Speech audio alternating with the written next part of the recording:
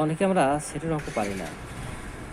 তো এখানে বলছে a সমান সমান 2 3 4, b সমান সমান 1 2a, c সমান সমান 2ab। ক b ভাগ c সেট নির্ণয় করো।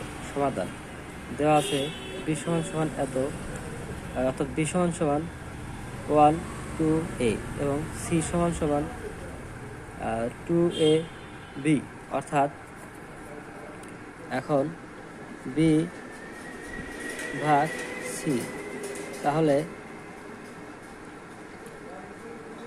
এখানে 1 2a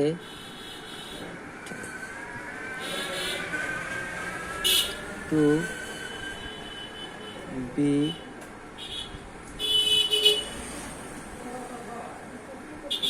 অর্থাৎ এখন এই 2 কাটা